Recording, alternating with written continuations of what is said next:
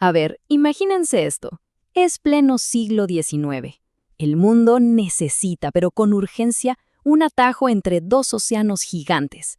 Y justo ahí, en medio de todo, Honduras parece tener la solución perfecta. ¿Un ferrocarril?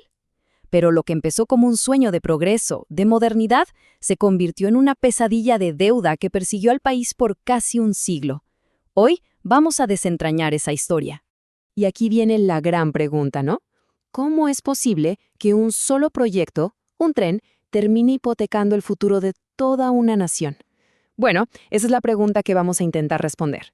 Porque la historia del ferrocarril interoceánico de Honduras es una mezcla fascinante de ambición, de finanzas, de ingeniería y, por supuesto, de política.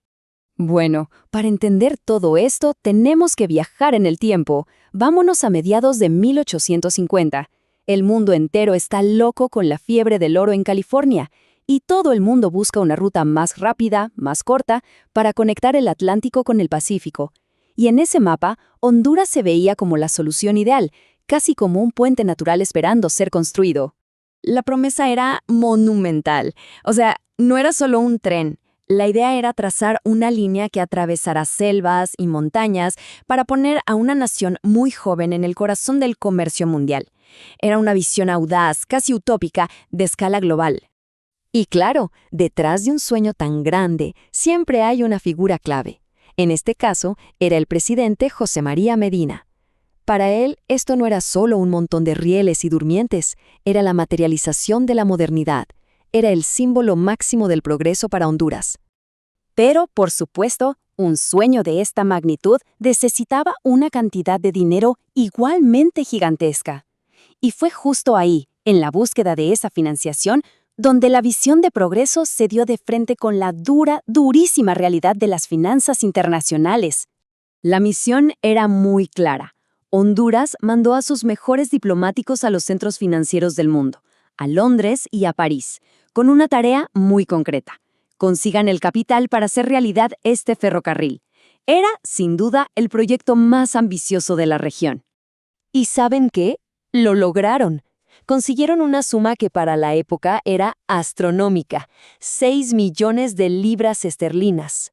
Para que nos hagamos una idea, era una auténtica fortuna. Debería haber sido más que suficiente no solo para construir un tren, sino para transformar el país entero.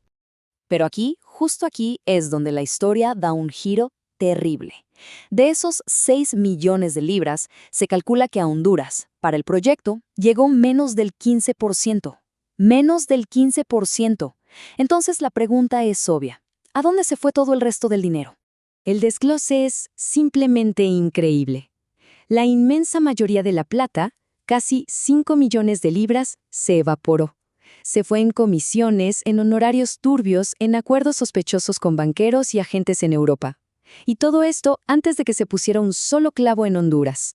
Y claro, este escándalo financiero tan colosal necesitaba un nombre, y se lo dieron. Así nació un término que iba a resonar por generaciones en la historia del país: la infame deuda inglesa, un lastre que acababa de nacer. Bueno, dejemos por un momento las elegantes oficinas de Londres y París y vámonos a la selva hondureña, porque con el poquito dinero que sí llegó, la realidad, la cruda realidad de la construcción, no tardó en aparecer. Los desafíos eran brutales. Era una batalla campal contra la naturaleza. Los ingenieros y los trabajadores se enfrentaron a pantanos, a enfermedades tropicales mortales como la fiebre amarilla y a un terreno que parecía diseñado para que nadie pasara por ahí. Aún así, llegaron algunas locomotoras icónicas, como la Medina, pequeños símbolos de un progreso que luchaba con uñas y dientes por avanzar. Y al final, el contraste entre el plan original y la realidad fue devastador. Se querían construir 370 kilómetros de vía para unir dos océanos. ¿Y el resultado? Apenas 90 kilómetros, desde un puerto hasta un punto muerto en medio de la nada. El tren, literalmente, no iba a ninguna parte. Ok, entonces, tenemos la construcción estancada y una deuda gigantesca. La pregunta del millón era obvia. ¿Qué pasó con toda esa plata? ¿Dónde estaba? Y aquí está la clave. El desastre no fue solo externo. A la estafa en Europa se le sumó una corrupción interna terrible. fondos que supuestamente pagaban por materiales de construcción que nunca llegaron a puerto.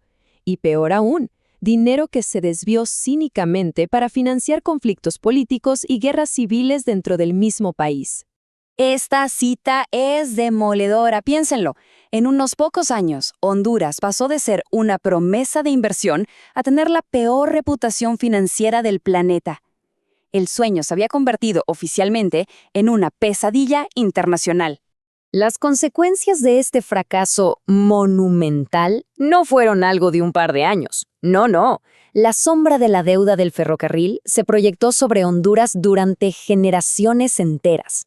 El impacto fue directo y básicamente paralizante. La deuda era pero tan grande, que se comía todos los recursos del país. Impidió el desarrollo de otros proyectos vitales. O sea, mientras otros países de la región avanzaban, instalaban luz eléctrica, Honduras estaba atrapada, pagando por un tren fantasma. Es que la duración de esta carga es difícil de creer. Miren, el proyecto colapsa por ahí de 1870. Los poquitos reales que se construyeron fueron astutamente aprovechados por las compañías bananeras para sus propios negocios. Y no fue sino hasta 1953, casi un siglo después de que todo comenzara, que Honduras finalmente pagó la última libra esterlina de esa deuda. Hoy, los restos oxidados de ese ferrocarril son como un monumento a la oportunidad perdida. Pero, ¿saben qué? También son una fuente de lecciones muy importantes. Al final, la historia del tren que nunca llegó a su destino nos deja con una pregunta que es sorprendentemente relevante hoy. ¿Cómo hacen los países para equilibrar la ambición de grandes proyectos con la prudencia financiera? ¿Cómo protegen su soberanía y evitan repetir los mismos errores del pasado? Es una reflexión que sigue siendo tan importante ahora como lo fue en ese entonces.